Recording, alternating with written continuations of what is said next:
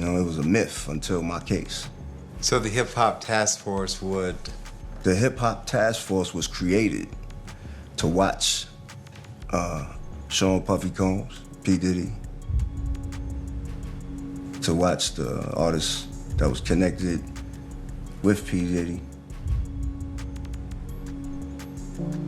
And then it just, what they were doing was profiling black people that were making money in the music industry, even if they wasn't committing any crimes.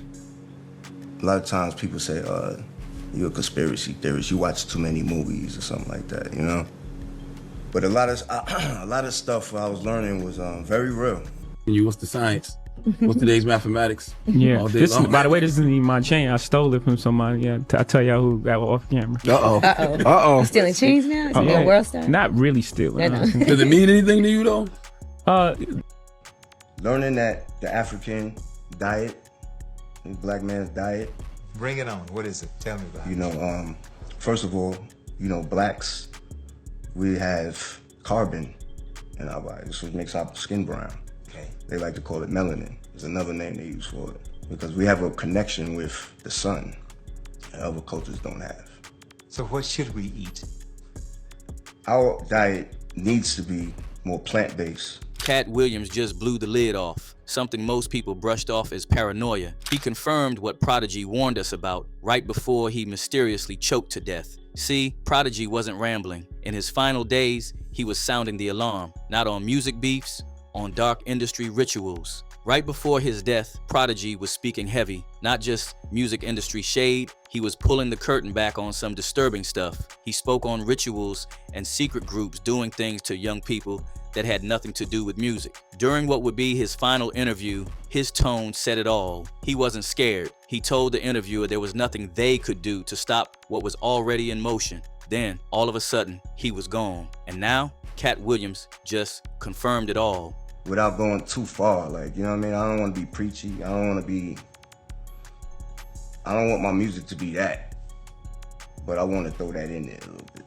Because the most important audience to me is the people that are struggling, my people that are struggling, and they're lost and they're confused. The official media run of Prodigy's death was that he choked on a boiled egg, but nobody could wrap their head around that. He had anemia, yeah, but the autopsy didn't even bring that up as a factor. It wasn't even mentioned. It was all about the egg, and folks instantly felt like that story just didn't hold up. So the family stepped in and filed a lawsuit against Spring Valley Medical Center in Vegas. They said the hospital messed up. They didn't keep his IV right, didn't track his oxygen like the doctors told them to. So now, folks really started questioning, was it just a mistake or was something bigger behind it? Because when you look at Prodigy's timeline, the tweets, the interviews, even the lawsuit, it paints a story that feels way deeper than just hospital negligence. It feels calculated. And now, with Katt speaking on it years later, saying the same thing, it makes it real hard to just brush off. Let's rewind it a bit. Way back in the 90s, before folks were even throwing the word Illuminati around like they do now, Prodigy already had it in his verses. On LL Cool J's I Shot Ya remix, he said, "Illuminati want my mind, soul, and my body. Secret society trying to keep their eye on me." That was 1995, way before Twitter, before YouTube conspiracies. He was ahead of everybody with this kind of talk, and he wasn't doing it for shock value. He was trying to get people to wake up. Then in 2008, he dropped that Illuminati track and didn't hold back. This is not a theory. The conspiracy is real. They want to put me in a straitjacket in a padded room. And when he was locked up in 2007, he penned an open letter from prison where he straight up said Jay-Z had knowledge of what was going on, but chose to play for the other side. According to Prodigy, Hov and Diddy knew the game but kept quiet so he could move in those corporate spaces. He accused Jay of promoting the lifestyle of the beast instead of using his voice to lift up the truth. Man, one of the things you were talking about a lot while you were in prison was a lot of the conspiracy theory stuff, Illuminati stuff. Do you still believe that? Yeah, it's real. Talk to me about, because I remember, can we bring this up real quick? It's just it's from your letter. I'm going to read it. It says, "The exact moment in time when I discovered the entire planet was being lied to and was put upon a spell to keep us unaware of it was back in 1996, around the time Biggie got locked up for the tech in his house." And then there was something else here that I thought was interesting. You said, "Jay-Z knows the truth, but he chose sides with evil in order to be accepted in the corporate. Jay-Z conceals the truth from the black community and promotes the lifestyle of the beast in stead. And if that wasn't enough, Prodigy made it clear he was going to keep fighting back. He said he would keep exposing every evil force that exists until the day his lights go out. Just hearing that now, it hits different. What's the science? What's today's mathematics? Yeah. All day This, long. by the way, this isn't even my chain. I stole it from somebody. Yeah, I tell y'all who got off camera. Stealing chains now? It's a world star? Not really stealing. No. Does it mean anything to you though? Yeah. Even though Prodigy later said in interviews that he didn't actually think every rapper was part of the Illuminati, he never walked back the bigger point that the Illuminati was real and operating in plain sight. He was still convinced that music was being used to influence how people move, think, eat, and even live. He called it a full web. Government, religion, banks, and yes, hip-hop all working together behind closed doors. A lot of people, there's a lot of talk of Illuminati, like that there's certain rappers in the Illuminati, you know, Jay-Z, Kanye, and so. Do you believe that there are rappers in the Illuminati? Nah. You don't believe that? Okay. So how do you see sort of the role of these conspiracy theories play? Like how is the black community being controlled through that stuff? Just through food, you know, the environment, you know, medication, you know, branding. It's a lot of stuff, man. It's a lot of, you can go down the whole line. It's a whole web network of things, you know what I mean? Yeah, that's what I believe, you know what I mean? Mm-hmm. People are definitely being manipulated, you know what I mean? It's a business. And what can you do as an artist, what can we do as media to change that?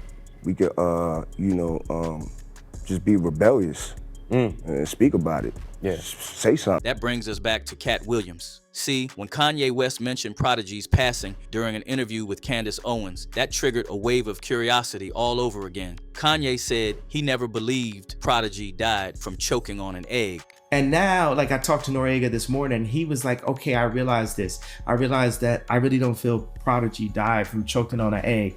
Candace looked confused at first, but then pulled up a clip where Prodigy talked about all the sinister stuff happening behind the scenes. And in that clip, Prodigy didn't hold anything back. He spoke directly about ritualistic and disturbing practices involving young people. He said they were doing satanic rituals and using young folks as part of these underground agendas. Yeah, they doing all this ritualistic murder and rituals on little, you know, they molesting little kids, doing satanic sex rituals. Like, this stuff is really going on in this world. Like, on 9/11, you know what I mean, what they did was they killed 20 birds with one stone.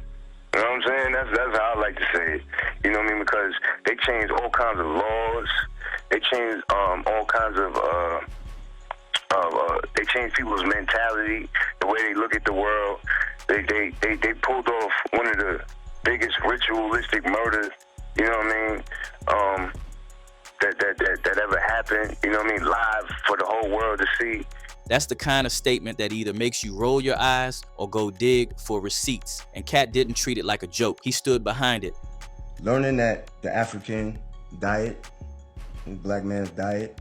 Bring it on. What is it? Tell me about it. You know, first of all, you know, blacks, we have carbon in our bodies, which makes our skin brown. Okay. They like to call it melanin. There's another name they use for it. Because we have a connection with the sun that other cultures don't have. So what should we eat? Our diet needs to be more plant-based. And what's crazy is that media outlets started reporting that YouTube had pulled it. And not just the video, Candace Owens caught a 1-week suspension too. That right there made it feel like someone really didn't want that info out in the open. Like I said, he then mysteriously choked on an egg. Maybe the first person in human history to have choked on an egg in some capacity after speaking out about the Illuminati. And it's not like Prodigy only spoke once and disappeared. He'd been tweeting for years, dropping links, books, and resources for folks to connect the dots on their own. Back in 2014, he tweeted about a report on alleged voodoo rituals targeting young people overseas. In his own words, I told y'all MFers they doing X rituals on kids. Dumb people need to wake the F up. Now pause and think. A man who spent his career connecting dots, dropping clues and speaking fearlessly on heavy topics, suddenly passes from a so-called egg incident, and that's all they want us to believe, especially after he released his final album, Hegelian Dialectic, the Book of Revelation, just 5 months before he died. An album that focused exactly on hidden agendas, control, and secret societies. He was also reportedly working on a stage production to break everything down further. A lot of what he spoke on lined up with other artists who later voiced their own concerns about Diddy, including DMX and 50 Cent. Now, you got issues with the industry. What's going down with the industry, dog? The industry is full of a bunch of dick-sucking, dick-riding, bending over the desk ass niggas, straight up like that. Whoever don't like it, bring it, nigga. Bring it. I don't give a fuck. Bring it. Bring it, bitch. They got this new breed of rapper that's paying DJs to play their shit. Right. And, you know what I'm saying? They sucking the record label executives' dicks, and it's like there's too much of that going on. Right. You know what I'm saying? Let me be me. Let me be the artist that I am and just play my motherfucking music. You know what I mean? Exactly. Now they want you all up under this, you know, sitting at going to dinner with them and shit like that, and you know all that favor for a favor shit. I don't get down like that. Look, I give you the music, you give my money. That's it. A lot of the love I had for wanting to be a part of the industry is not there anymore.